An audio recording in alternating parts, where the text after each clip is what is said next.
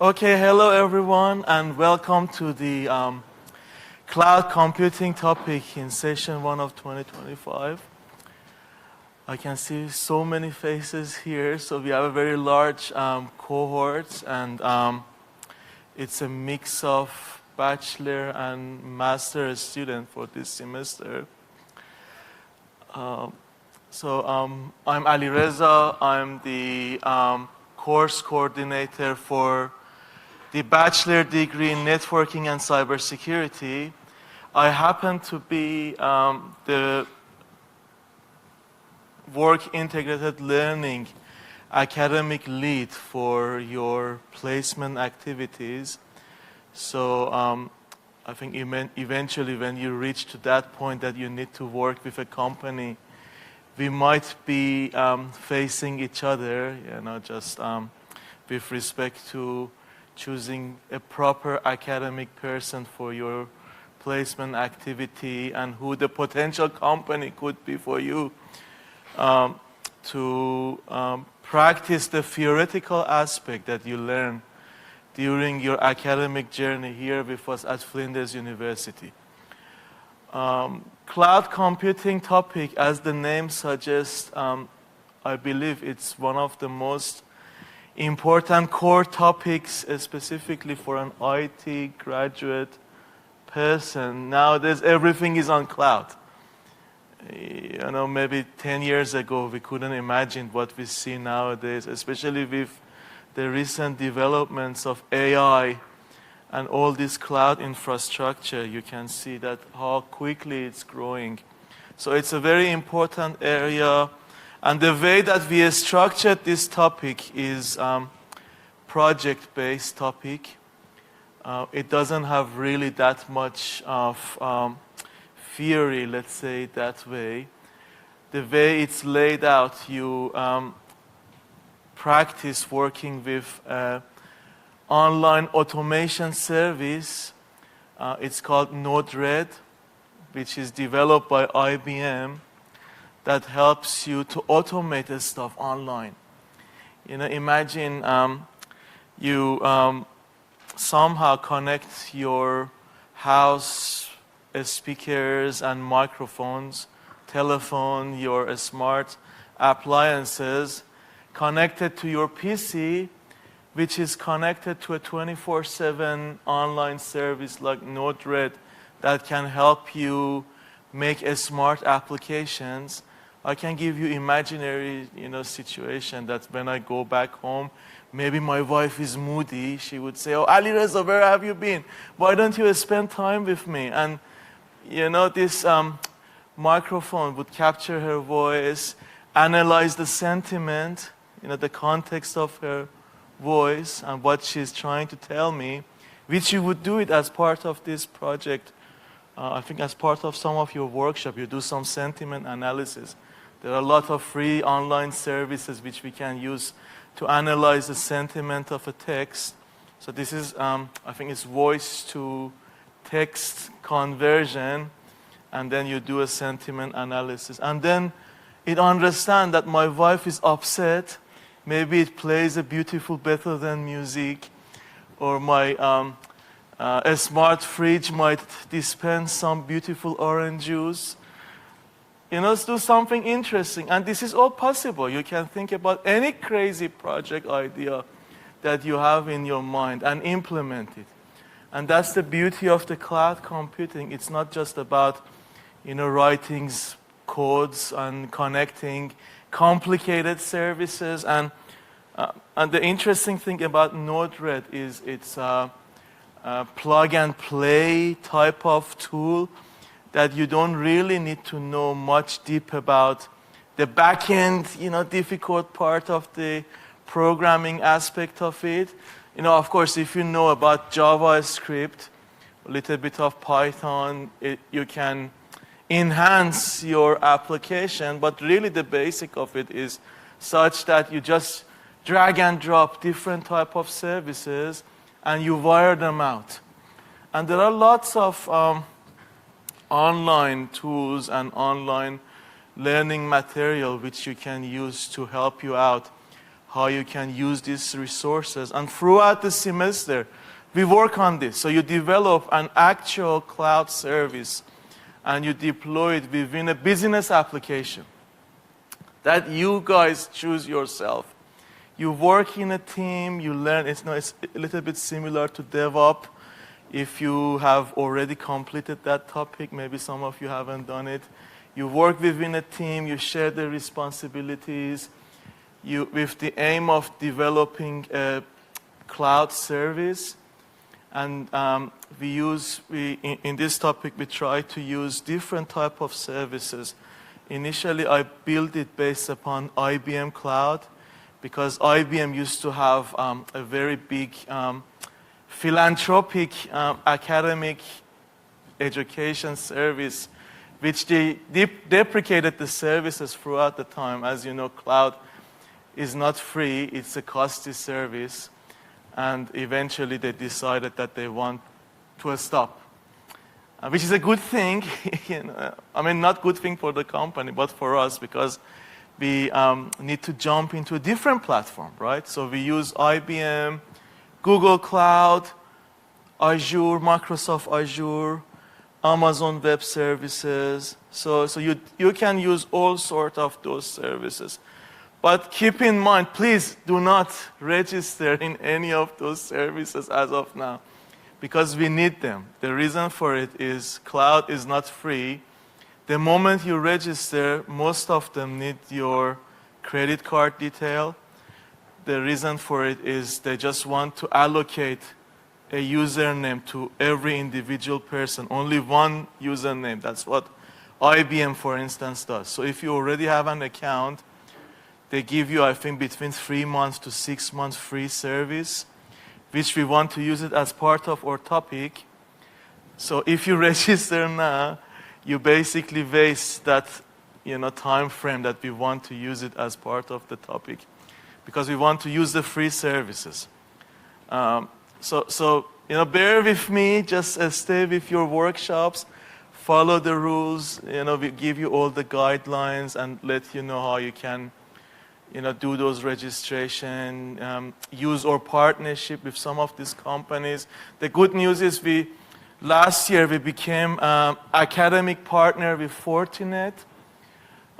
So at the moment we are Fortinet partner, and we are able to provide the learning material that Fortinet uses for its certification programs.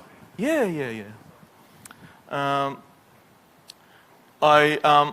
as you know, Flinders has an online cybersecurity certification, which we started from this year.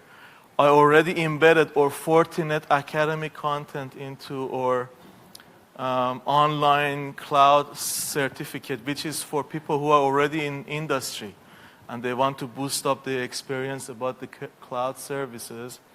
And I might add it to this class as well, just for you guys to learn more about, what is happening in business and industries, to gain some hands-on experience. But if I add it, it doesn't relate much to your assessment. It's just for your own knowledge. And if you finish it, you have the opportunity to do a free exam with Fortinet. I don't know how much it costs, maybe $300 US, but you do it free, but it's only once. So when you complete it, you have the chance to do the exam with Pearson, which is a good thing. I mean, if you just want to look for a job, technical job later in industry, there are a couple of certifications which is important, like Cisco, Fortinet, because the type of IT services you want to use generally are from these brands. If somebody has already got some experience about Cisco products, about Fortinet product, definitely would add to the company depending on the type of service that they are offering. So that's a good news that I wanted to share with you, but and I will add it to your class content gradually as we move forward, maybe towards the mid-semester. Let's see how it happens.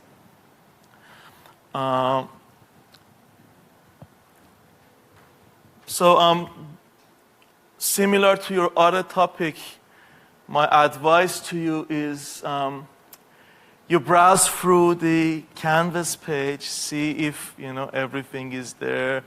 Check the topic guide.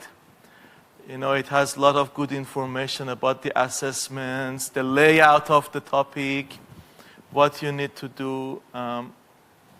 And there is a very important section in your Canvas page, which is under finding your way in this topic.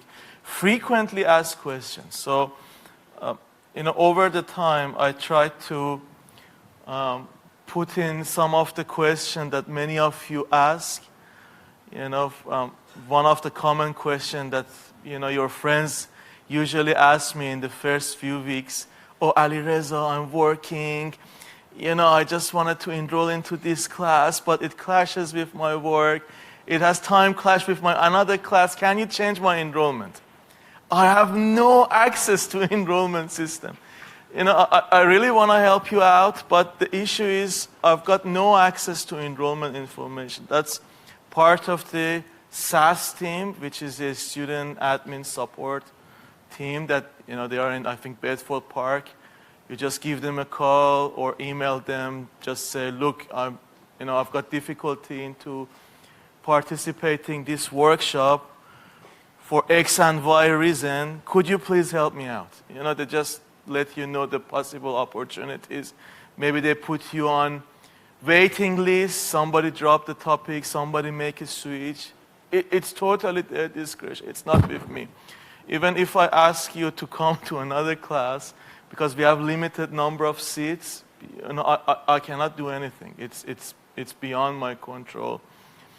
Can you do this topic online? Based on what university advises, it's in campus. All of our topics are in campus. If some of you are living interstate or you have some other issues, it's a very unfortunate thing. We cannot do anything. And the reason for it is this topic is offered as a project-based topic. It's not just in reality, cloud, the concept of it is very simple. The layout of this 12-week is based on a 2-page definition of National Institute of Technology, NIST, about what cloud is about. It's only 2 pages, so I had to expand it out and explain what every definition is about. The rest of it, all your workshop is practical. You work on an actual project to deliver it after 12 weeks. You work in a team. So it's very important you pick your team members. So next week when you come to your classes, the first task that you need to do is to form a team. You just have a look around, break the ice, have a chit chat with your classmate and just see what is the area of expertise. It's a teamwork. A team of 5 people who work together throughout the semester to deliver some milestones. And not everyone has to be technical. If you are, let's say, a Nobel Prize winner, but you are not able to explain what you did, it's worthless, right? So you need somebody who can brag about your project, who can show off, who can put the pieces together to tell the world how good you are, what project you did, what is its business applicability, what is the advantage of it, what niche idea you have, how you can sell it in the market, so many things. So it's not just about, how good you are, let's say, in a specific part of Google Cloud. These soft skills are more important than your technical skill. So choose your team carefully. Pick up the right combination of different skill sets. It's very common that very hard to work with, different types of mindset, from different cultural background, from diverse background. It's normal. when you finish your degree, you're going to be working somewhere. You don't choose who your coworker is, right? Somebody put you together. So this is a good experience for you to learn those softer skills, work with hard people. Some people would postpone things and you just keep calling them. They ignore your calls. You ask them to deliver some milestones, maybe they don't care. So it's important to find out what are everyone's weaknesses and what are the strengths, how you share the responsibility. Who is a good person to be a group leader? A group leader usually manages this communication, try to convince everyone to work together, to reach to the same goal that you have as a group. And you shouldn't worry at all if anybody within your team doesn't contribute.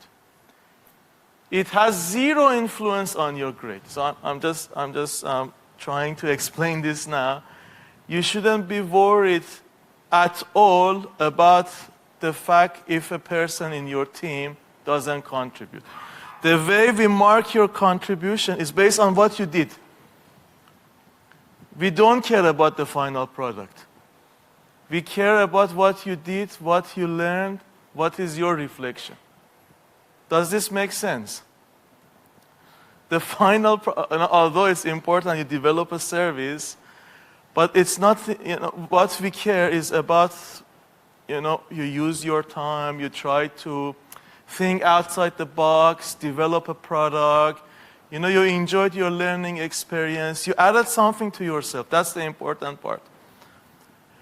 If somebody didn't contribute, it won't influence your mark, it would influence theirs. How? If somebody was never involved in your project, how can they write a report? You need to write a report of your individual contribution. If somebody was never in your project, then they cannot write anything. You don't need to worry at all. And we have a reflection section in your report that you explain the contribution of your team members. If your team has 5 members, one person hasn't done anything, then the other 4 naturally will report it in their report.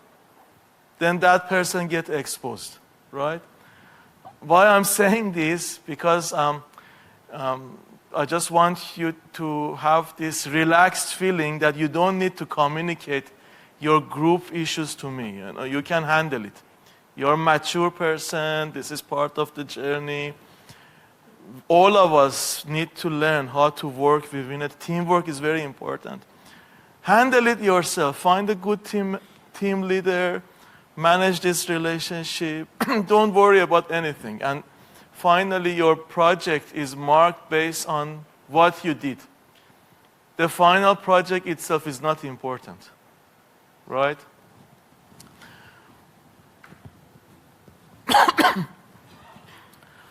Another question, so whenever you have any question, before asking it, I think you can browse through this FAQ page, as you can see here. The answer to your question might be here. I regularly get this email every semester about what is the maximum number of words.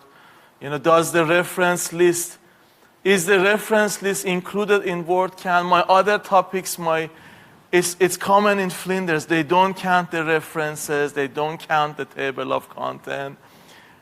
This, already written there. So we gave you a very large amount of word limit. You are not going to exhaust that many word limit. The reason why we give you word limit is to let you know you don't need to waste your time. If it's a 6,000 word, it's 6,000 words. You don't need to write 10,000 words. Why do you want to waste your time? The main points, even you can explain it with 1,000 words. The less word, the better. Everything succinct, short, you just to the point, you can get HD. Tick all the boxes. Why do you want to write so many things when it's not necessary? And then you email me, oh, Ali Reza, it became 5,000 words and 2 extra words. Do I lose mark for these 2 extra words? Just, these are very easy, right? So the way we, I mentioned that the way we count the number of words is, bottom of the Word document, there is a word counter. When we open up your assignment, we just see that, my tutors have limited time. You have almost 200 student enrollment. If they want to go put the cursor and drag and drop, see how many, deduct the number of words from reference list, from the title, it's just waste of their time. Difficult to manage it. So that's why we just check the entire word count. And this word count that we mentioned in your report is too many words. You don't need to write that many. Please don't send me email. Ali Reza, it became 5,002 words. Do I get, is my mark getting reduced for 2 additional words? I don't reduce your mark for 2 additional words. These are just indicative. I even don't like to penalize. These are just there just to tell you what is the amount of work that we need you to complete.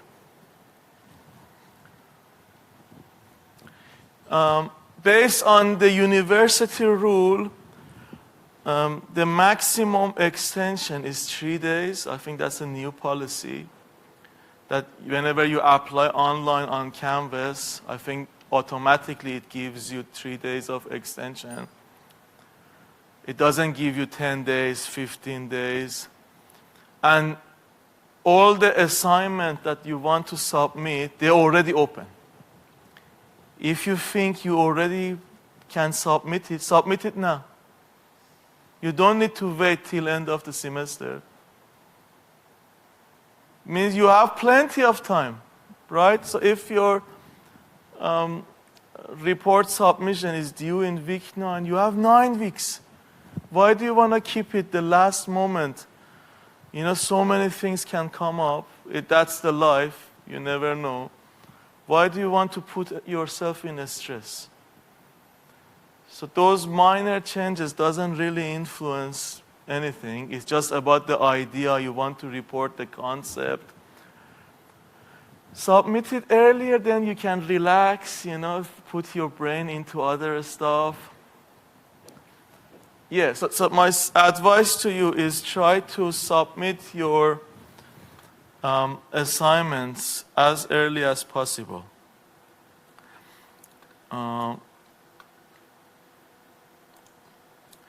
Every week we upload a weekly planner.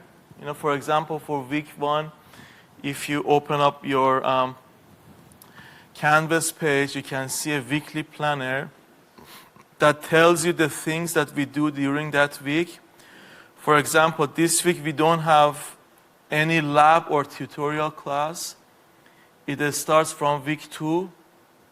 I know the timetabling has put it in your calendar, but in fact it starts from 2nd week of the semester.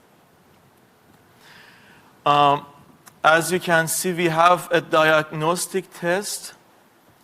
The purpose of this diagnostic test is for me to understand the level of the class. So when we design your quizzes, your assignments, or even the learning material, I can scaffold it based on your need, based on your background.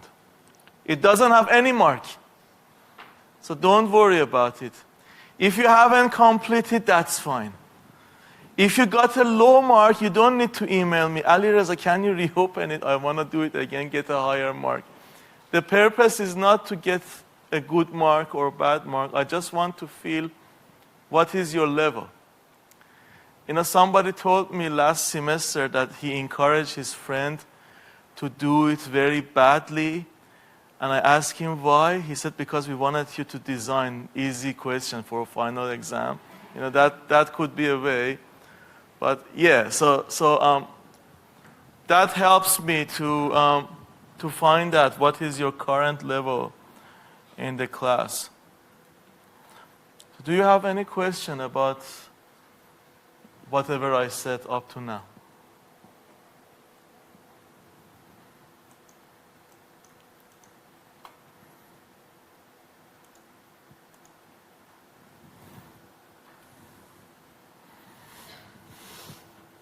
Yeah.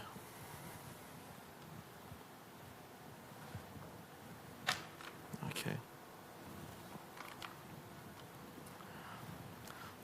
So let's start the lecture for the first week. So usually the first week of every topic is more about, some guides about what the topic is about, what your responsibility is, who you can reach out if you have any questions, etc.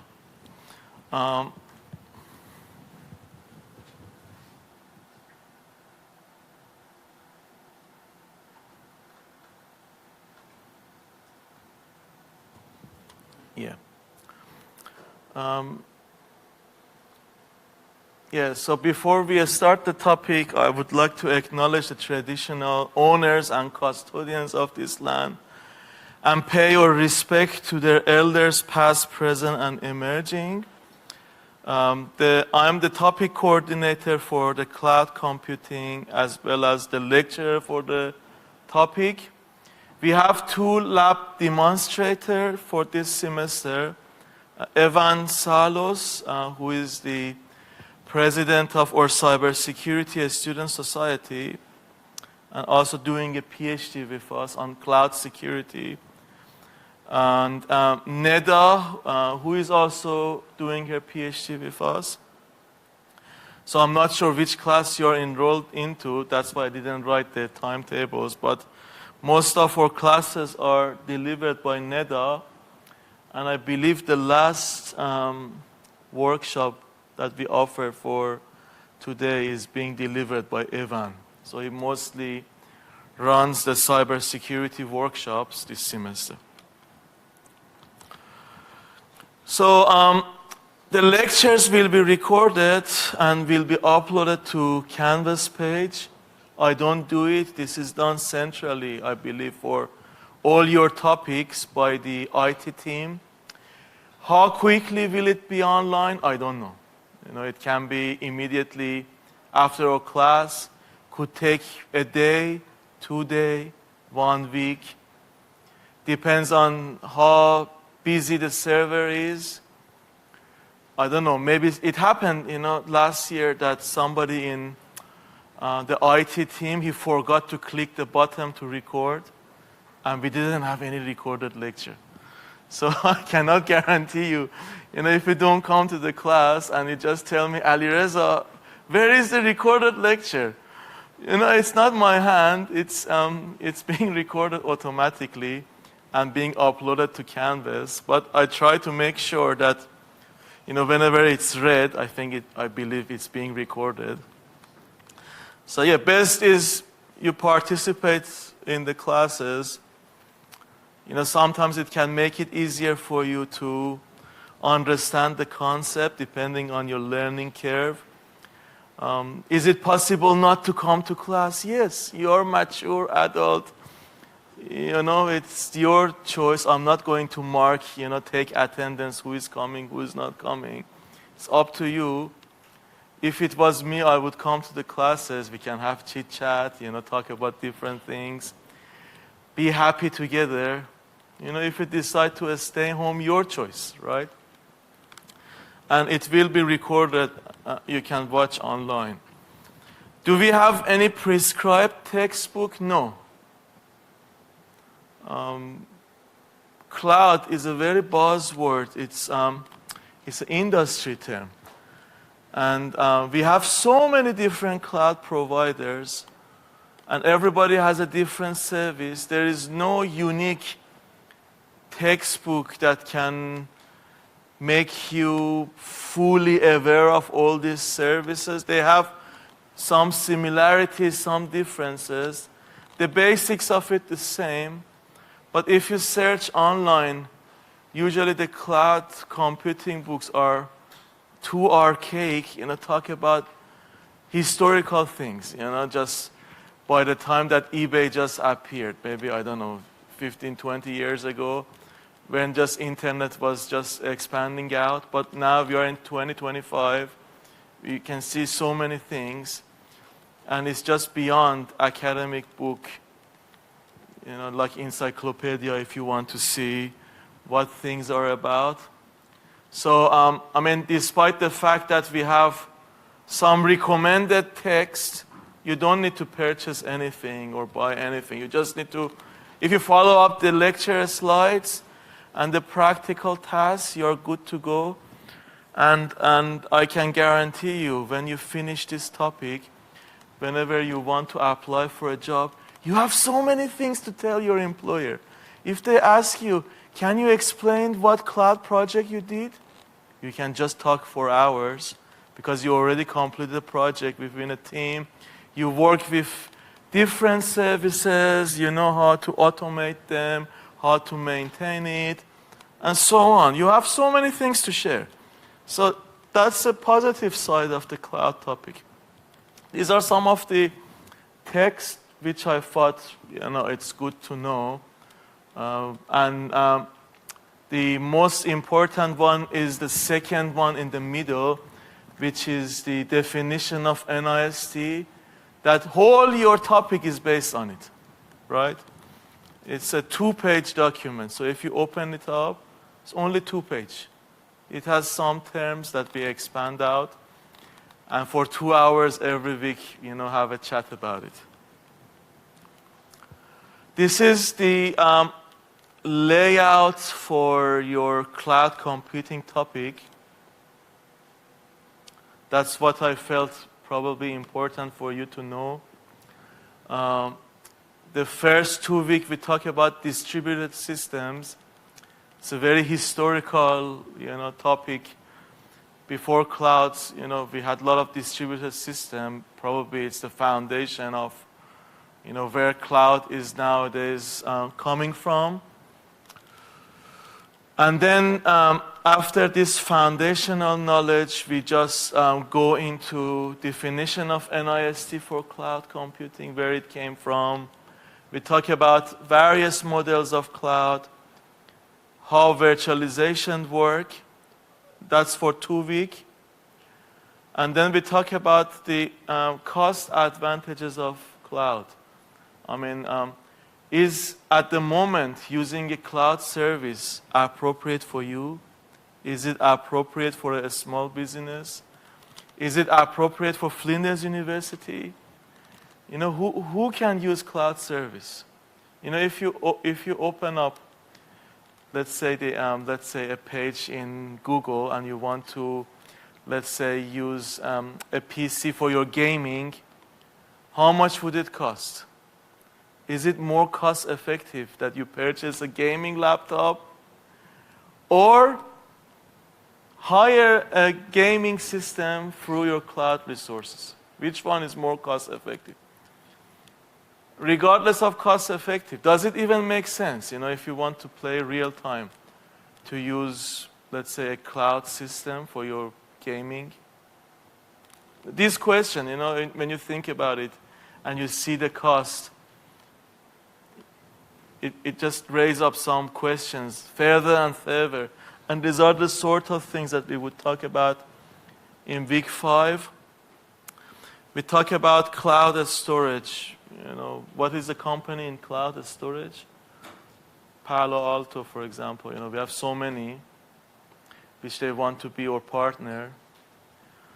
We talk about cloud storage services, like, for example, firewall service for Fortinet. We have Cisco services. A lot of SaaS-based security services. Talk about migration, how cloud migration can happen and what potential problems are. I had a PhD student who finished his degree. He's in Melbourne, and a senior security manager of Coles Shopping. And he can talk about, and that's the type of job he does, he tries to adopt some of the Coles services into the cloud. and it talks about the challenges, the problems. Is it easy to migrate everything to the cloud? What could be the potential problem? What are the cycles that you need to take into consideration when you migrate the services? So we talk about some of those things from business perspective. And then we talk about big data and some of the examples of the cloud services in healthcare. You know, healthcare deals with a lot of big data. And that's the advantage of cloud. You can manage all those big resources. We talk about green cloud, mobile cloud computing. And then we have some conversation for 2 weeks about cloud security and cloud forensics. You know, if imagine something happened in cloud and you want to collect evidence, how can you do it? You know, you have some services, somebody hacked into your service and you want to find out all the footprints. How can you do it? What is the systematic approach to make those sort of investigation? So in cloud security, you know, what are the important issues in cloud security? How can you manage your network? How can you maintain your firewalls? How can you set the policies? How can you do all those configurations? I think probably this fit into cloud, a Fortinet, FortiGate admin lab, which I might add it to your topic. Yeah, so this is the tentative layout of what we talk about, but this is about the lectures, not your labs. In your labs, you completely work on deployment of a cloud service. And every week, we provide you some tasks that you can practice and learn, for example, about some of the aspects of Node-RED that can help you to automate an online service on a cloud platform.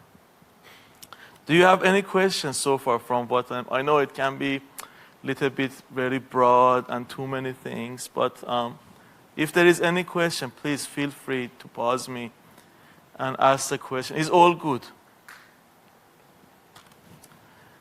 And this topic is a bring your own device topic. You bring your own laptop. You know, we have PCs in your labs, but I think it's more convenient if you bring your own laptop because you can install your own tools, your own software. But if you don't have it, not a problem. You know, we have PCs in our lab which you can use. Assessment task, important part.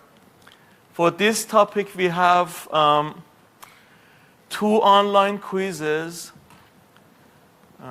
First one is about the first 6 weeks of your semester before the break. The second one is for the second 6 weeks of the semester. The first quiz happens in week 8. Can somebody tell me why week 8? It could be in week 6. Yeah, you just want to have fun. You know, why do you want to waste your break? You know, you just, and I just got this feedback from some student. Initially it was in week 6 and 7. And then we move it to week 8, you know, it just takes some time. Even now that you're here, it was a long summer break. It takes time to make yourself adapted to the new environment. You know, make yourself forcing to wake up early, get used to do the hard work. So you can enjoy your break and come back here in week 8, you know, do your test. And it's a very easy test. You don't need to worry about it. You don't need to use ChatGPT or stuff. It's just 10%. Even if you miss it, there is no hurdle task. You can still get HD even if you get 0 in your quiz. What is the purpose of this quiz? Is for you to see your progress. Just to see, did you catch all the content? It's just a milestone for you. Whenever you do any online certification, usually they have some quick test. Even you can redo it many times.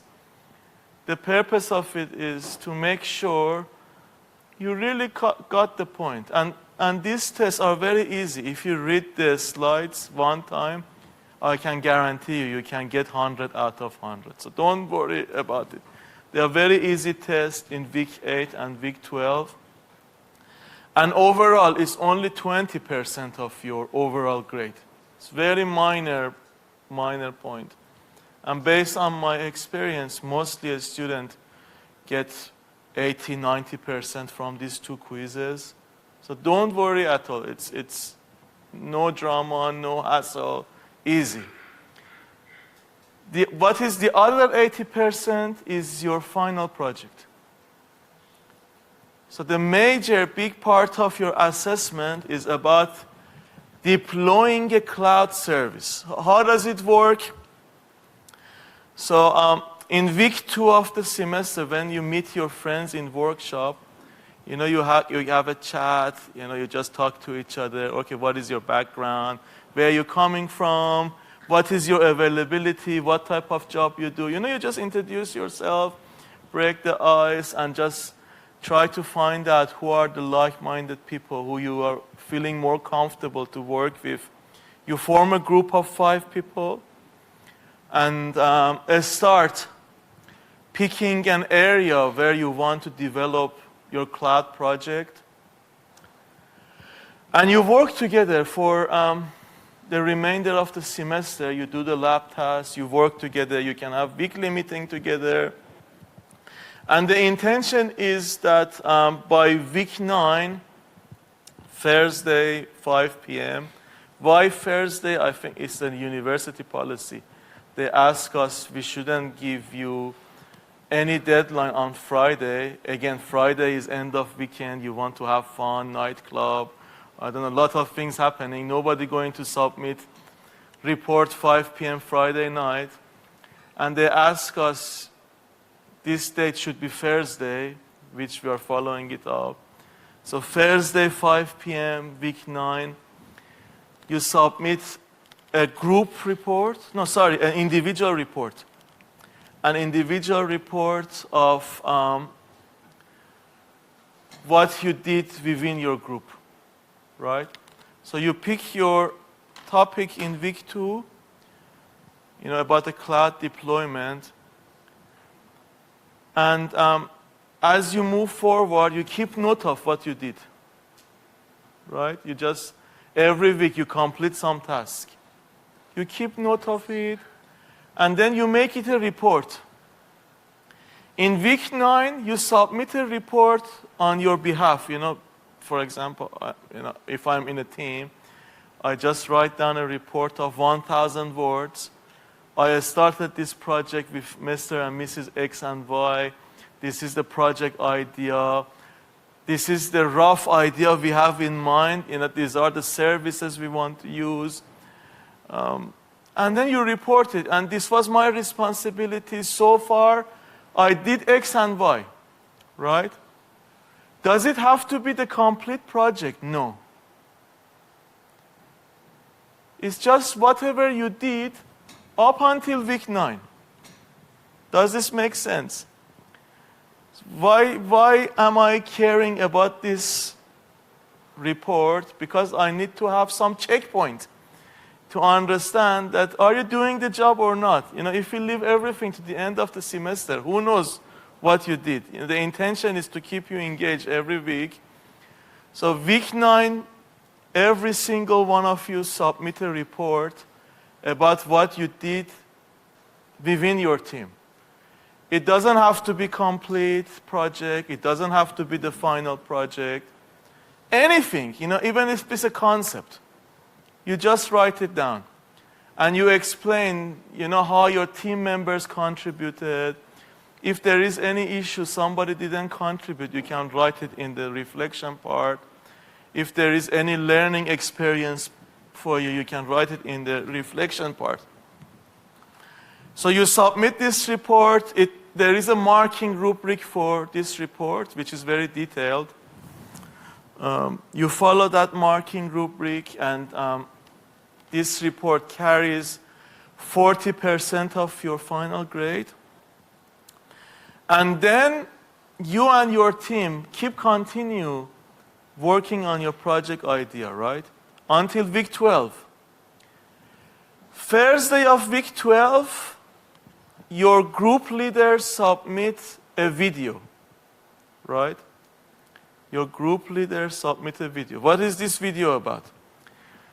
So you make a presentation as a group. You prepare a number of slides, one slide per person. If you have 5 team members, 5 slides. Every single one of you talk on one slide. You just turn on your camera, so I can see who you are with your name under it, and you talk about the project. You just share the responsibility. Somebody can talk about the introduction, somebody about the background, somebody else about the project proposal, etc. You share the responsibility. You do a 5-minute presentation of your project, final project, and then you put a 5-minute video of the demo of your cloud project, right? So 5-minute presentation and 5-minute video of how your cloud service operates. You combine this video, become less than 10 minutes, upload it to Canvas. Your tutors and I, 2 people, would review it. You get mark from 2 people. The average mark would go into your 40% of group presentation. Does this make sense? So is it okay if some part of your project doesn't work? Yes, it happens. And anyway, you are the one who defined the project. If some part of the project, initially you thought it worked, but then later you discovered, oh my God, I have to pay quite a lot of money for this specific service. I thought it's free, but now I have to pay $10,000, an imaginary scenario. Then why do you need to do it? You can drop that part. You can add some component that is easy for you to manage and still tick the box. My point is you are the man in charge of your project. You take care of it. I've got no idea what is your final project, right? You decide. So if you see there is some obstacle, you can bypass it, use a different service. Do you have any questions so far?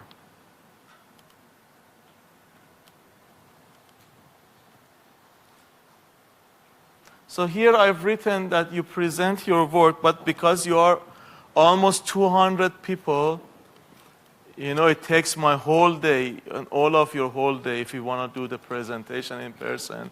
It's infeasible. So best is to do a video recording of your group activity, and then you upload it online. So as you can see, the whole topic is really straightforward. It's all about you. You just work on a topic, really use your time to work on some of the services so you can make your own portfolio. Later if somebody asks you, what is your experience in cloud computing? You can proudly talk hours and hours about what you did in cloud computing.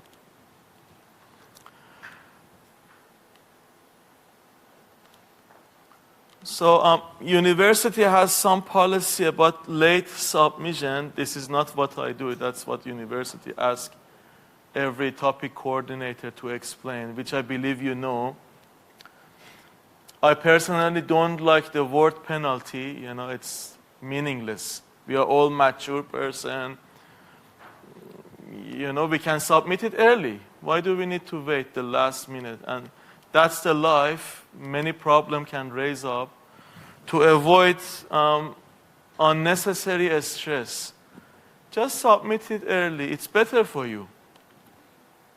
Our topic is not like, you need to memorize 200 pages of history book and just come here, just rehearse it. It's a practical topic. You want to develop a project, you report what you did, and then you make a video of it. It's not really that much complicated, but it needs time. So it needs to, you need to spend some time to develop that project. And it never happens. So if you postpone things in week 12, I can guarantee you it never happens. It's not a one-day job. It's a 12-week job. That's why I highly encourage you. You work together. It's a good learning experience, good learning journey. Use the time and complete the task as soon as possible. And other important aspect which I wanted to remind you, because we might be dealing with some security services, please make sure that, we don't violate university rules around the network policy, use of digital resources, etc. I had one student last year that he did some stuff that made him into trouble. And he just said, "Oh, I learned these things in Ali Reza's topic." So you cannot sniff into university network or, let's say, install a malware on a system and just try to check the impact of it. Any of these things, if you feel it's going to harm university, or if you want to do any security audit, always and always first step is to take permission from the company, from the organization. Usually it's from the CISO of the company. You need to have written permission. If you want to do security audit, it's not like that you start doing things. Usually companies write NDA agreement, non-disclosure agreement. And then you can start your job. Otherwise, it's a violation of rules, policies, and it can even go to very high, people, and it can lead to expelling their students. So that student got into deep problem. Be very careful, mindful of what you do, because very normal, when you know about a specific security resources, you might be tricked to do some stuff, but as long as you run those things within your personal computer on your own test lab, that's okay. But we cannot do those security audits and pen tests on university resources, which I highlighted these policies here, so we need to make ourselves familiar with these policies.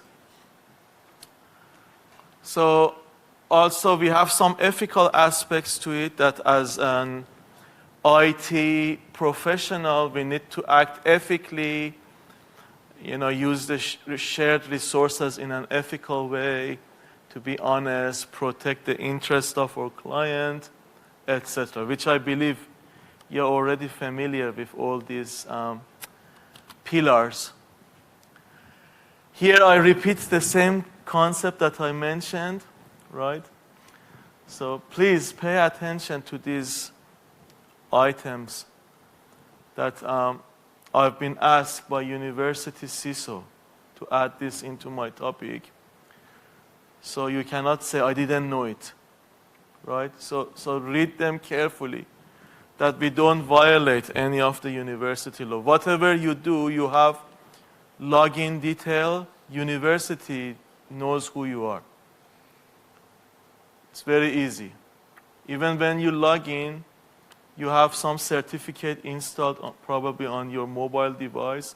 Even if it's not university resources, it's very easy to understand whose device it is and what Flinders ID being used to access the resources.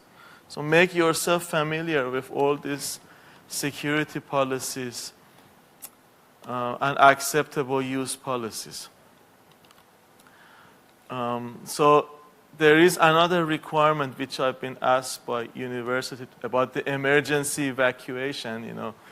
It might happen, somewhere get on fire, then how we can evacuate the building.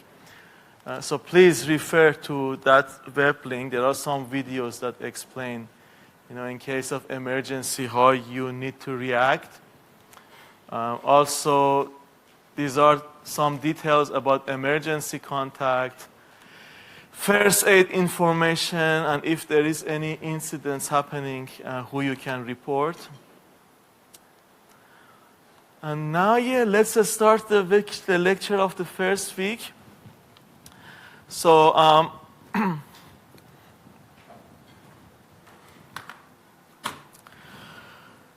so as I explained, for this week, we browse through the basics of distributed systems and distributed computing. And I hope that by end of today, you will be able to understand the basic terminology of distributed system, see what is the assumptions that usually made in distributed systems, and what are the challenges that systems deal with when they are connected into one another. Maybe I can explain, when you talk about system, where all this concept appeared, whenever there is an individual person, you don't need to worry, it's just you yourself, right? Imagine I'm in an empty room, nobody there. I can do anything, just myself. But the problem appears when there is a second person in the room that I need to deal with. When there is a third person in the room that I need to deal with. And we communicate some messages together, right?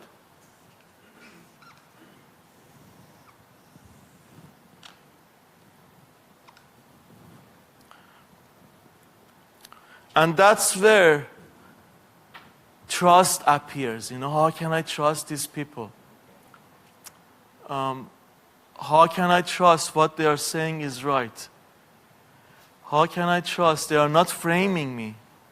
Imposter problem, So these things appear when you are in a society with other people, which you can make yourself connected to it.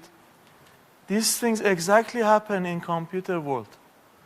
When a number of node systems want to communicate with one another, and there are so many different reasons for it. Sometimes network fail, the battery damages, the system doesn't work. Some of these nodes get hacked, they become malicious, right? Different parties might have different intentions, and you want to make sure, given all these different dilemmas and problems, the system that you develop that is distributed is resilient to all this fault and problem and cyber attacks.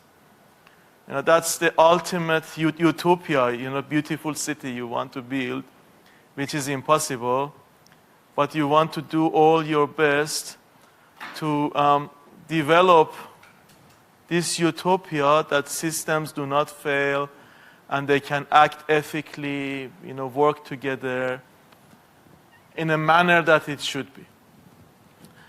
The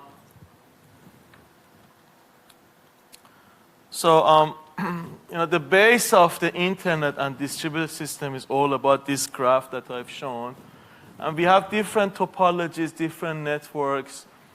When we talk about internet concept, it's a very large topology. For example, in this class we have, I think now around maybe 100 people sitting here, maybe less than 100.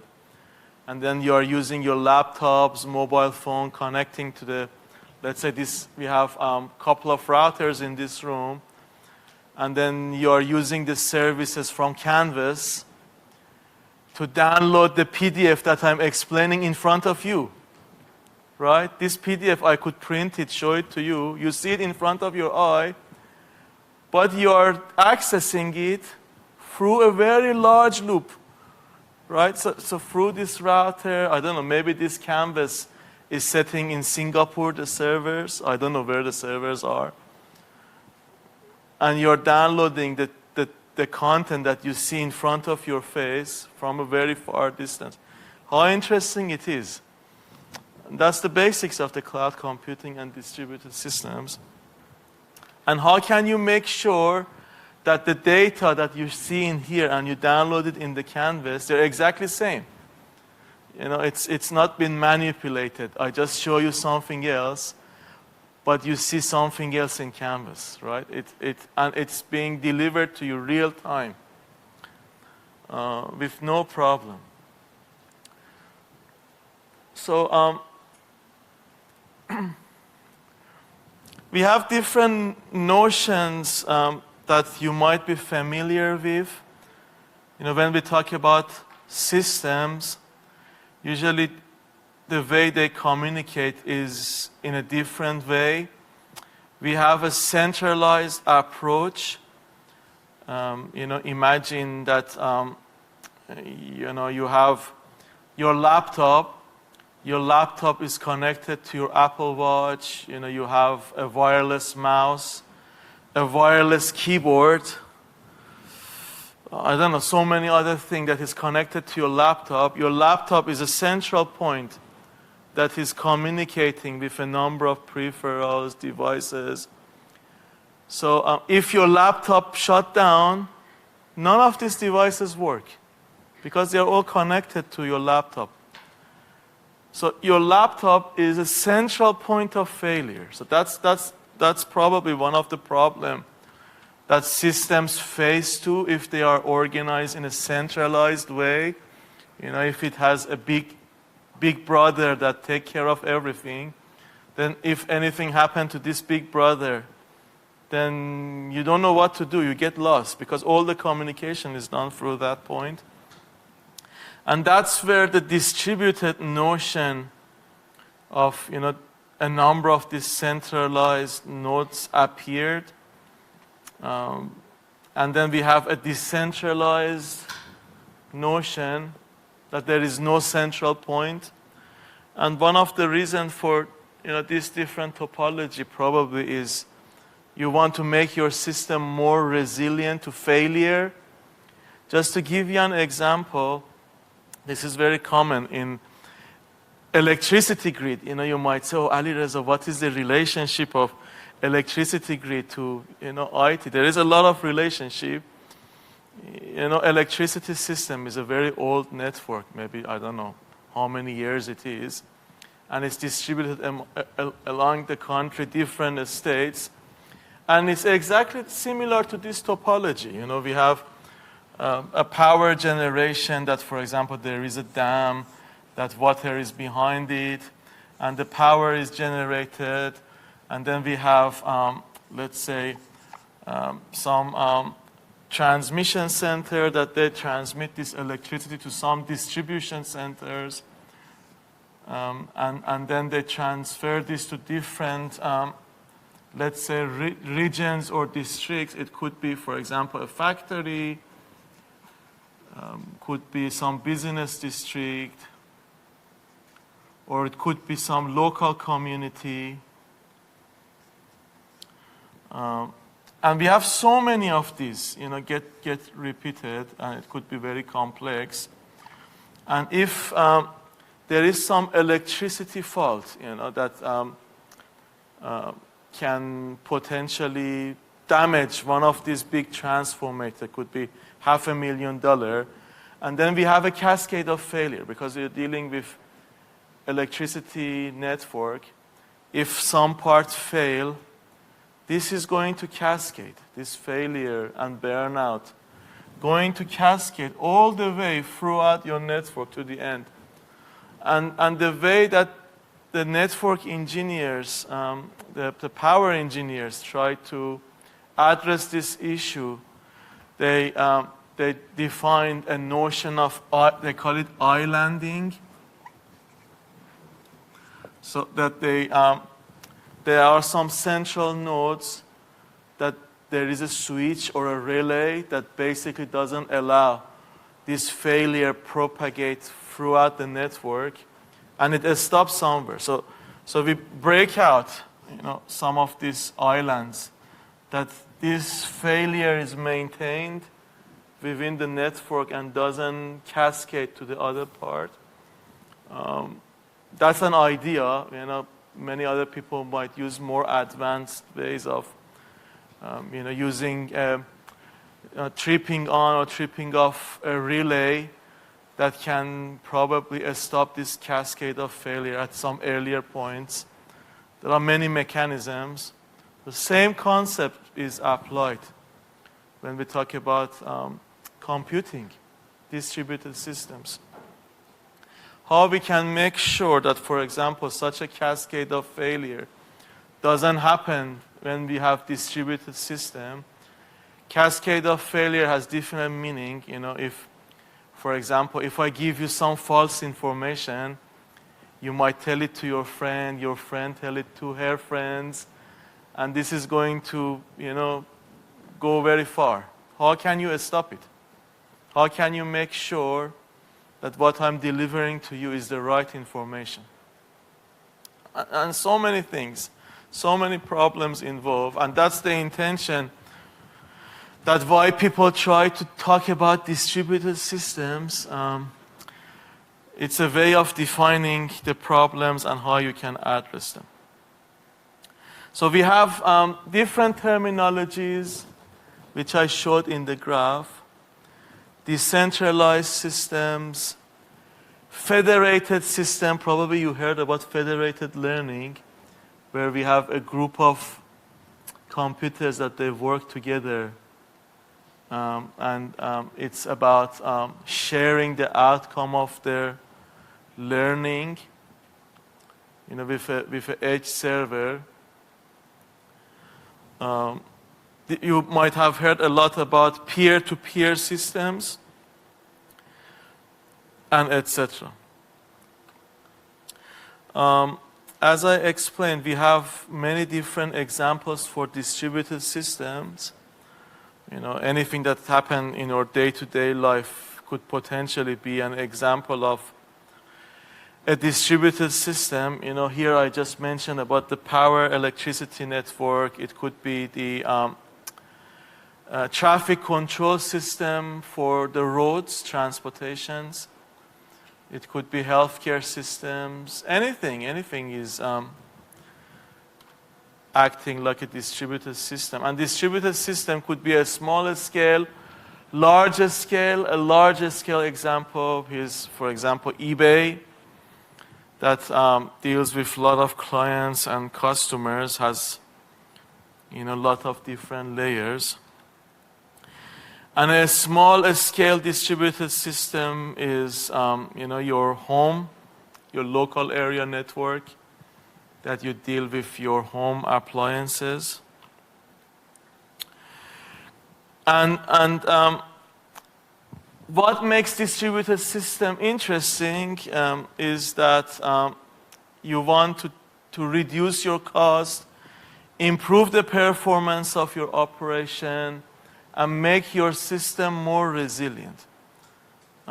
You want to have a system of systems that have a good performance, they are reliable, and basically value for the money you pay.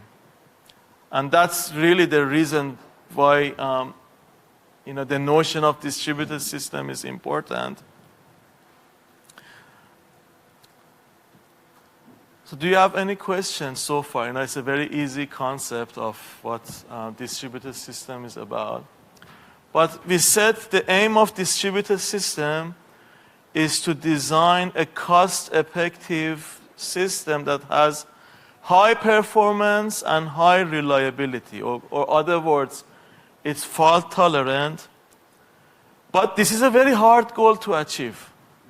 So far, we cannot guarantee that we can make 100% fault tolerant system. From time to time, it happens. I think it was very recent that whole country lost the internet connectivity about the obtuse problem. Apparently, it was a routing table issue in Singtel in Singapore that nobody could use, their phone data. If you wanted to go to shopping mall, you had to use your cash. You couldn't even use your credit card to purchase anything. And it can happen from time to time. And the reason for it is, systems have failure. Systems fail. For many reasons. There is no electricity, electricity blackout. What can you do? If I don't have any supporting battery here, and then there is an electricity blackout, the system shut down. I cannot do anything. Internet connection drop, what can I do? Can you imagine your life without internet now? It's very tough. It can happen, it can drop. Systems have lifetime. They can fail, they can damage, they can deteriorate.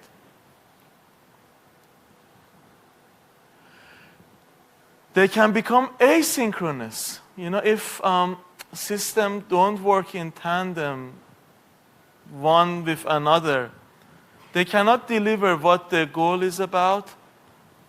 If you don't come to this class, come here from 2 to 4, you basically miss the lecture, right? Means you are not synchronous with the timeline of the class. Then basically you don't get the message. And it can happen, You just wake up one day, maybe your watch, the time get asynchronous, and you forget about your class, and you miss it. Or maybe next week you come from 12 to 2, and then you realize, oh my God, it was only 1 in whole semester. The lecture is from 10 to 12. It was only week 1 that was exceptional, and the lecture was from 12 to 2. I'm 100% sure some of you make this mistake next week. Even when I'm saying it, and you watch the lecture video, I can guarantee you, next week some people come to this lecture from 12 to 2. But the lecture is actually from 10 to 12, right? These things happen, normal, and that's why developing a fault-tolerant system is very difficult.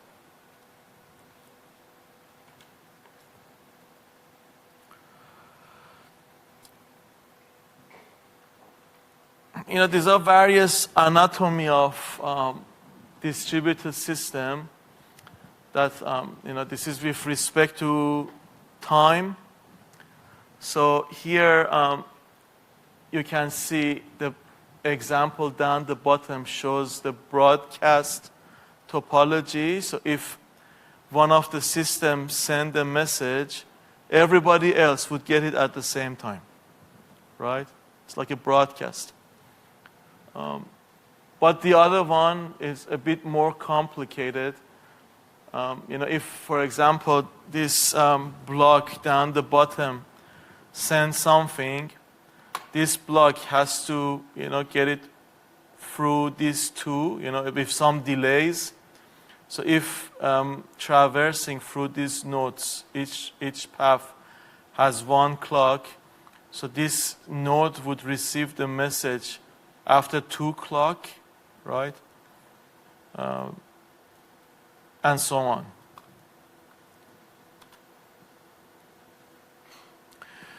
And distributed computing has many cousins, dirty cousins.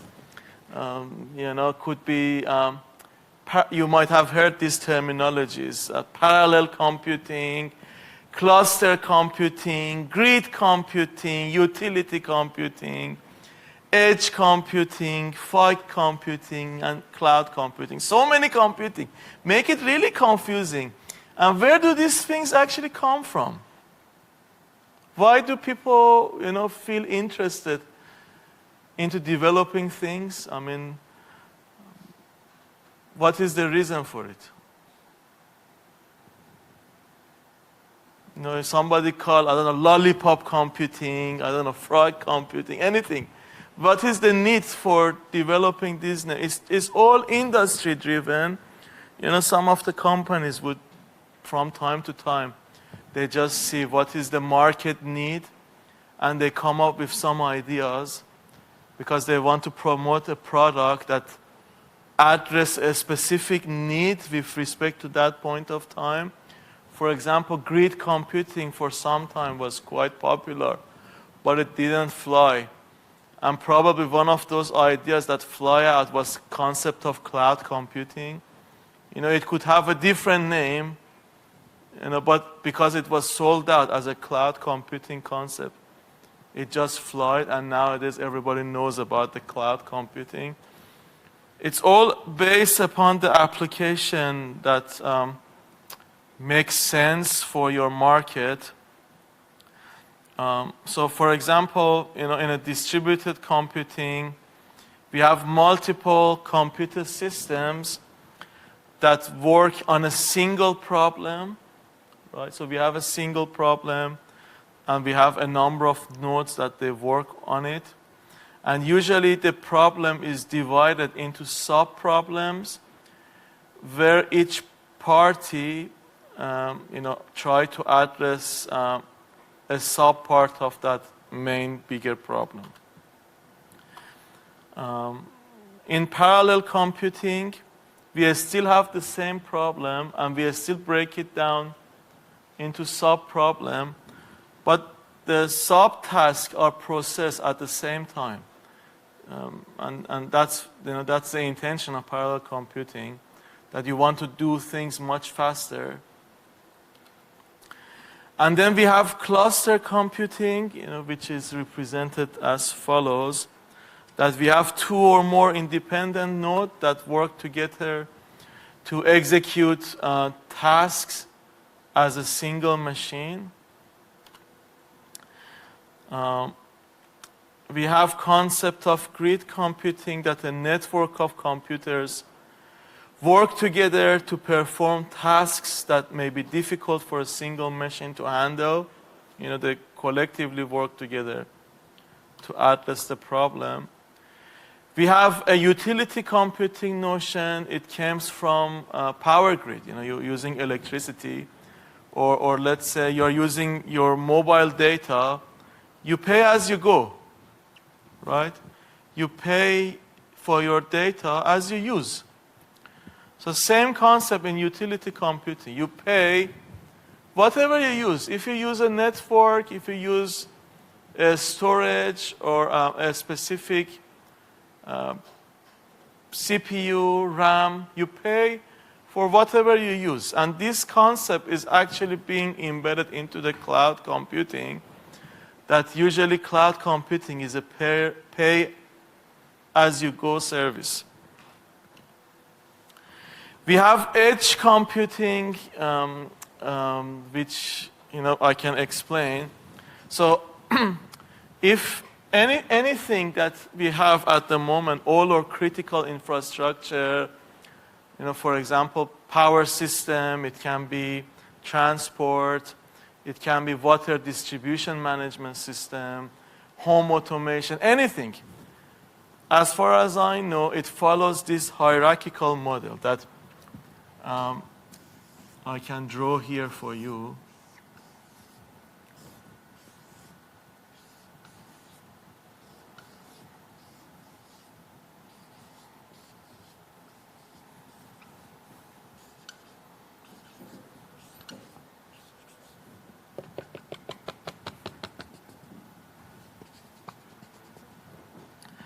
So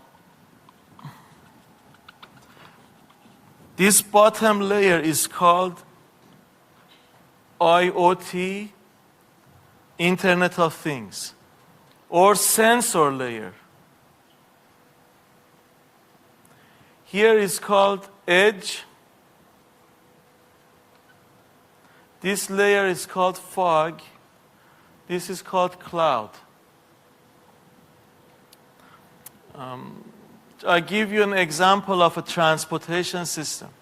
Imagine each of these nodes represent a car. And these small nodes are a sensor in your car. Proximity sensor. It can be brake sensor, cameras, You have thousands of different sensors within your vehicle. And all of them communicate with the ECU of your car, so it captures data for situational awareness to tell you, for example, what is your tire pressure, what is, the inside cabin temperature, what is the outside cabin temperature, what is your distance, if you have cruise control, how does it work, what is your speed, etc. All of them communicated with the ECU of your car. And as you know, now we have concept of platooning. It happens in electric vehicles. Electric vehicles could potentially communicate with each other. Tell each other that, oh, there is a danger, that, don't take over. A car is coming up from opposite lane. It's dangerous. It can communicate this message to vehicles nearby. So these cars form a group of cars. Now imagine, let's say, I don't know, in Marion Road we have 10 cars that are driving one after another, and they are smart cars, fully electric, fully autonomous, and they can communicate, driverless, they can work together to drive and take some passengers. So they get the data from each other. Maybe they just also get some data from roadside unit. So some, let's say, like, BTS or some, let's say, towers on side of the road that can help vehicles to get data from the traffic control system. Just tell them, rather than having these, let's say, signs that tell you the speed, they can communicate that, the advised speed on this road is 50 km per hour. Or, I don't know, there is a hazard on the road. They can communicate with the roadside unit to get more data. And then if you go top, it becomes like a bigger neighborhood. Or let's say a city, that we have a bunch of these groups that form the traffic, right? So as you go up, what happens? We have bigger flow of information, right? So here down the bottom in the sensor layer, it's just a sensor on the car. It's just like your brake pad and your ECU of your car. It's the proximity sensor on your car. It has a lot of information to share, but it's just a single type of event. If you see through, these cars when they communicate with each other, we have more information. They just talk about situational awareness. Their speed, their distance, hazard on the road. There are some protocols that they follow, some standards they need to follow. And as you move up, this traffic control center, let's say in whole Australia, every day you just turn on Channel 7, they talk about, the road traffic. It just, there is a police officer tell you, what's happening on different roads, if there is a car crash. They try to manage the whole country, traffic control, and they share all this information with everyone.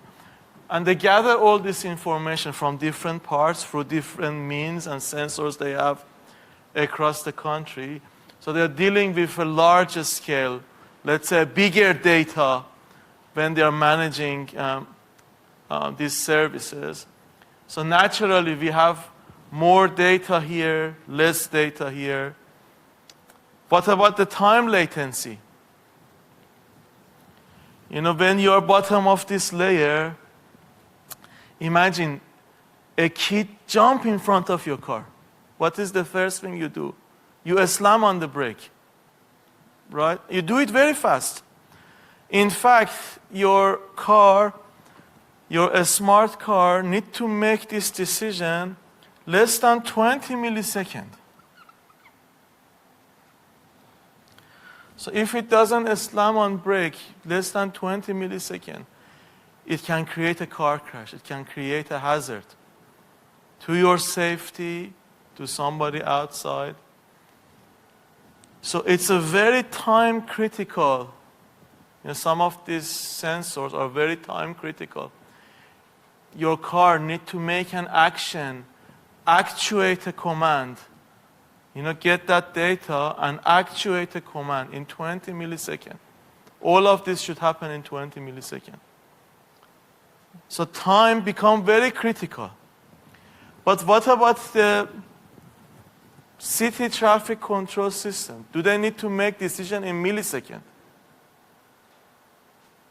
They can make decision in hour. The time window is larger. So as you move up higher level, your time latency change, requirement change, the amount of data change. You might need more resources, more storage to handle the data. So in a computing context, this is called cloud. Cloud, is very high. You cannot touch the cloud. It's very high. And then we have fog. Fog is a little bit like cloud. It's a little bit lower. That's why they call it fog. And also interestingly, we have mist. You just see yourself within mist. And we have mist computing. It means you can touch it. It's beautiful. It's something between edge and fog. Edge is the edge of your network. This PC is edge. And then we have sensor layer, which are, those smaller smart devices that, can probably transfer this data. In context of healthcare, it could be, your smartwatch, it could be, the sensors that you have in your body, just heart defibrillator, etc., so on. In context of transportation, it's like brake sensor, proximity sensor, a speed sensor, etc. In context of power system, it could be, like telemetric devices that capture voltage and current at every single point of time from a specific bus in a transformator or an electricity network. So you can have a full overview of what is happening in the topology. So, and nowadays people use a more beautiful term, Internet of Things. So Internet of Things is like sensors, right? So sensor has been there for many years, and Internet of Things is a more modern name for it. And nowadays people trying to say Internet of Everything.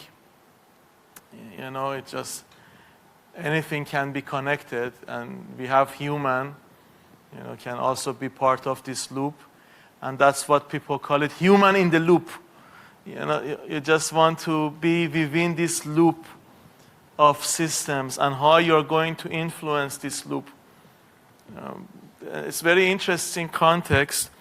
Imagine, this transportation example, that if, between these smart vehicles, we have a manual car.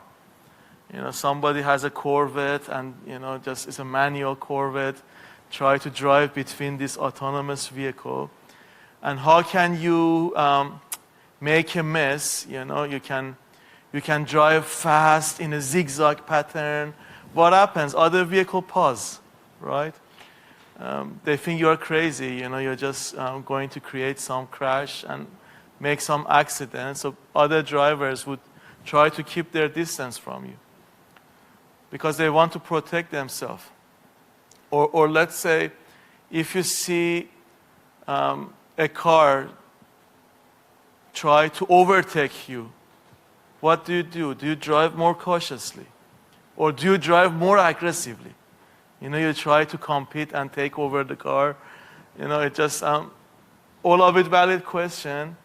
And how can you handle these situations? But anyhow, so I just tried to explained what is fog, cloud, edge, so you have a better notion of it. And then we have a beautiful notion of green computing or green cloud computing. Nowadays, many people talk about global warming, and that's a very valid concern, because every single temperature that that it goes up, it has a large impact on our lifestyle. We just see a lot of crazy events happening every year. We have bushfire, we have cyclones, and all of them get influenced by the way that temperature operates. And we as humans, we are contributing to it because we are industrialized and we produce a lot of these mass gases, and we want to make it reduced. And how can we do it? It's a detachable part of our life nowadays. We cannot imagine living without computing devices, right? It's almost impossible. You cannot imagine one day you don't have internet, you don't check your phone. If I don't like my Instagram page, whatever my sister posted, she give me a call and say, Ali Reza, why didn't you like my post? She easily get affected by what I do. So it's a very complicated world. I have to like my sister's post, otherwise she get irritated. And how can I do it such that I make sure that my likings doesn't contribute to the global warming? So that's where the concept of green computing has appeared, that there are some avenues for these cloud companies to follow up, that they can reduce the impact that they can make on global warming. So it's an interesting topic area, could be very complex. I can give you an example. For example, when you have a big data center, one of the big things that raise up is about the temperature, because when you have so many computing components, it just easily gets heated up and you need to cool them down.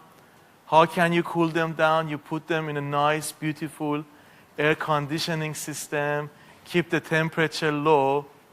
But is it a cheap practice? It can be very expensive. And when you use more electricity to keep things running, it means somehow this energy has created some pollution, regardless of how it's been generated. So to reduce this thing, one of the avenues that cloud companies might follow up is to place these data centers in a cooler climate countries. Can you name some of those countries? Thailand is very hot. Canada, yeah. Could be Mongolia. Ulaanbaatar, capital of Mongolia, is the coldest capital city in the world. It gets minus 40 degrees, on average minus 20 to 25 all year round. So if you have a data center there, then you are relaxed. You don't need to do anything. It's just super cool. You don't need to burn energy. Also, energy cost is cheap. And that's why if you see now many companies investing in Mongolia to transfer their data centers there, and so on. Another concept that appears as opposed to quantum computing. Nowadays, a lot of governments making heavy investment in quantum computers. Australia is also interested. But the issue with the quantum computers is it needs super amount of energy. It's a very energy-hungry type of computing. And that's a problem, when you talk about saving the world and you're worried about the global warming, probably quantum computing, if it goes on a larger scale, maybe not a potential good solution. And that's why other people working on the concept of neuromorphic computing, which borrows the ideas from how our brains operate, and they've shown that the amount of computation through neurocomputing is even much higher, could potentially be much higher, and faster than as compared to quantum computing. Plus, it's much cleaner. I mean, you don't need to use a lot of energy to run those operations. The same way as you operate your own brain. You know, sometimes when you do overthinking, you feel your head is overheated, but you know, it's controllable and manageable. So we have actually a couple of universities here in Australia that they offer neuromorphic computing as a master degree. And one of them is University of Western Sydney. I believe they even have a center on this. And how I learned about it, because I had a PhD student in Macquarie University when I was working there. Now he's working as a postdoc within that center in University of Western Sydney. It's an interesting concept, but it's trying to gradually pick up. So now let's go into the main problem. So whenever we talk about communications, we always deal with a minimum of 2 nodes, right? So somebody wants to send a message to another person, and the other person receives the message. That's the basic paradigm, and that's what is happening in reality. But what is happening in reality is more complex. We have millions of these nodes. It's not just 2 nodes. You know, many different parties communicate with each other.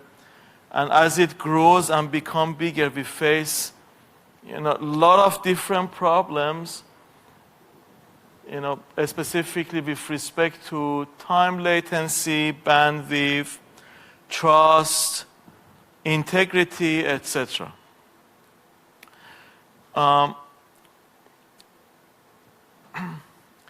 So with respect to time latency, you know, imagine when you are, let's say, communicating with these routers, let's say in this room, when you send the data to this router, it should take less than a millisecond. You know, it's a very, very short amount of time that your computer, your laptop, transfer the message to these routers in this room. But when you want to probably capture data from Canvas, you know, if you want to see the exact content on Canvas, it might take around 100 milliseconds. It's still too fast, you know, you just feel it's real time, but there is a latency, right? So the latency is about 100 milliseconds, which is acceptable for you. But if you imagine want to transfer some data using your car, let's give this example, another example. Imagine I want to transfer 1 terabyte of data, right? Email it to you. Or, almost time, okay. A petabyte. It's a very huge data. And imagine I have a hard disk drive, external hard disk, that can store all this data. Rather than I upload it to internet, which is, I don't know, what is the upload rate? Maybe, I don't know, 30 megabytes per second. How long does it take to upload 1 petabyte of data? I don't know, 100 days, 1,000 days, I don't know what, how long. I can put all this data in a hard disk drive and drive. Imagine you are living in, I don't know, let's say, where should I say, in Elizabeth or in Handorf. I just drive 20 minutes, you know, just pass on all the data to you. But if I want to send it through internet, it takes years, right? You know, it might feel like a joke, you know, why should I drive? But some of the application makes sense. And in reality, if you search online, It's actually April Fool joke, but it happened. There is an RFP protocol somebody proposed, Avion protocol, and he proposed a protocol to transfer message using pigeon. So, he just connected these USB drives to these pigeons, like a messenger. He had hundreds of them and tried to send them to a different destination to transfer the message. And he calculated the data loss. Of course, some of these pigeons, middle of the way, they change their mind. Maybe they just go, eat food some other places. Maybe they see a beautiful lake. They want to spend some time there. Or maybe there is a storm happening. Some of them are lost. I don't know. And he did some calculation. He calculated the data loss. And he proved mathematically that you can have a faster communication if you transfer data with pigeon compared to our current communication network we have at the moment. You can search it. It's a very interesting protocol called Avion.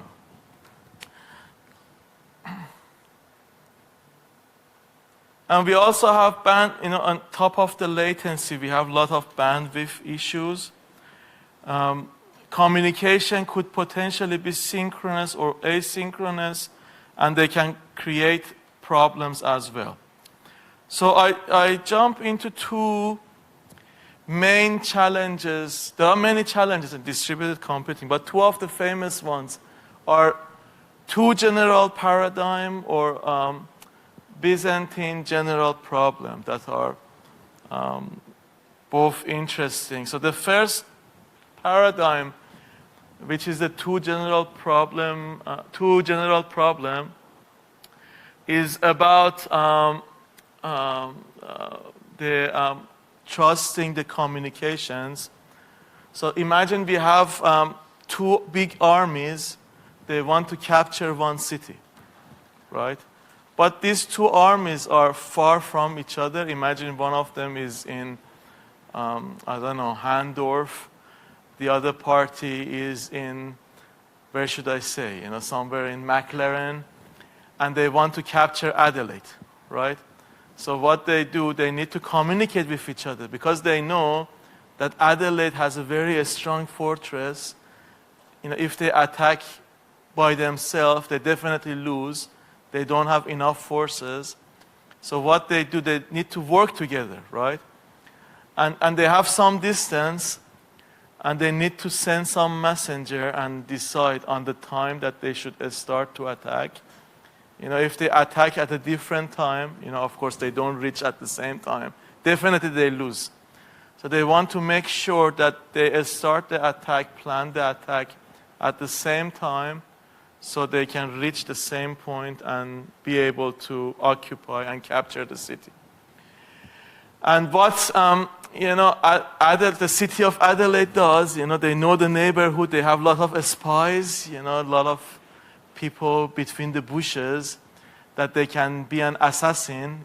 They can assassinate these messengers, or they can bribe these messengers on the way. They just pay them some money and just tell them, just to share some other information.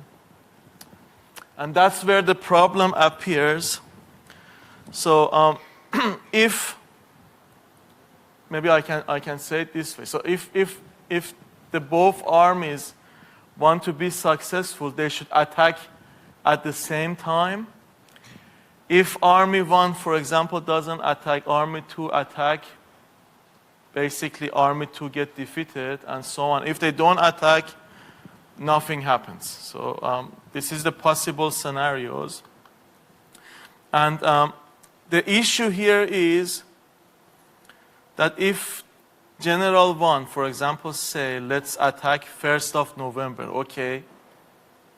And imagine General 2 also say, I agree, right? Want to tell the First Army that I agree on the date. And somehow in the middle of the way, the messenger decide to disappear. Or somebody kill him, or I don't know, just bribe him. Something happened to this message. then in that scenario, general 1 would never know that general 2 has agreed or not. Then what happens? General 1 remains and general 2 can attack. Then the result is general 2 would lose all his armies.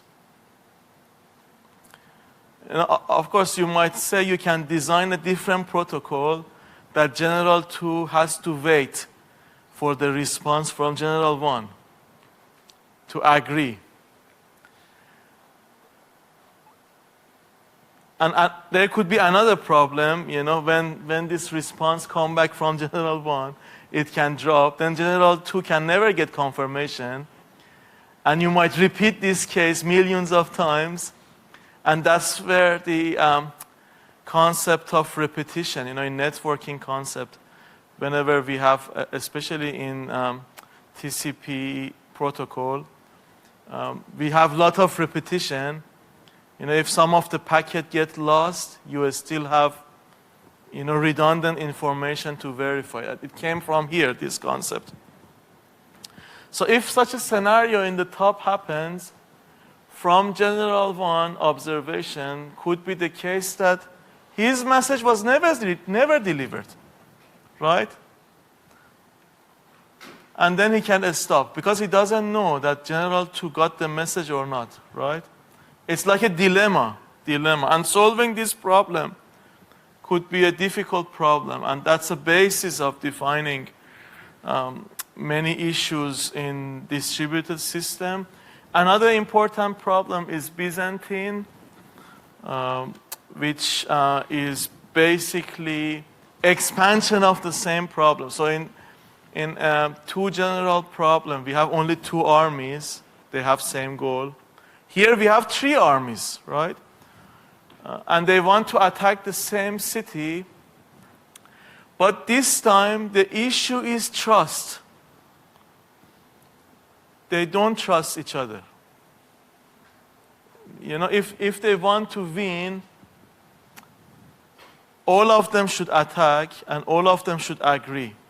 But what if one of them is dishonest? How can you understand?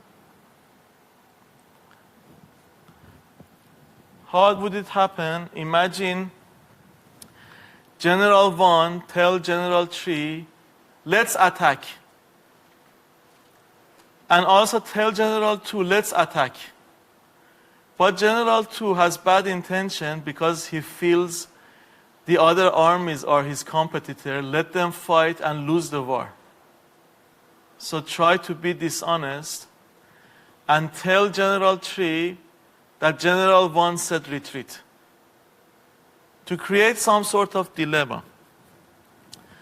So what would General 3 believe in here?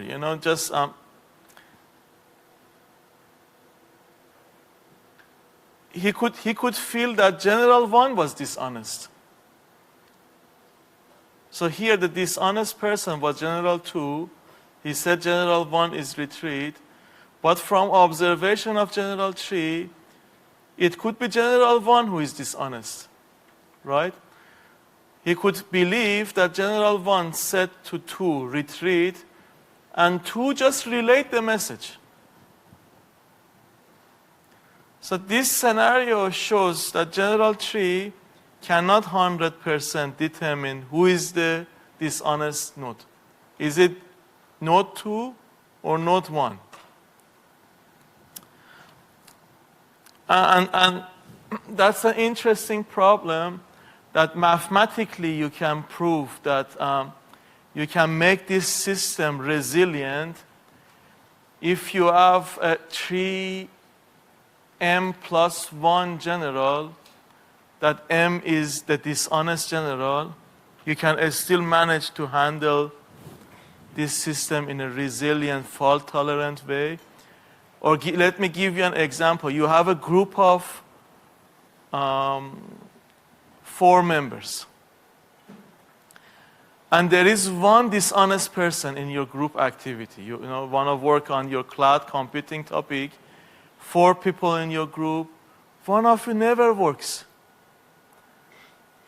Based on this theorem, you should be resilient If one of you never works, means 3 times 1, 3, plus 1, 4. You have 4 members. Then it means you should always find a way to handle and be fault tolerant, to be able to deliver your cloud project. If you are 7 people, it means you can be fault tolerant if 2 of you do not cooperate. Right? Do you have any question? Okay, so thank you everyone for joining the class. And hopefully we can catch up again next week and have more conversation. Your workshop starts from next week. Yep. Come.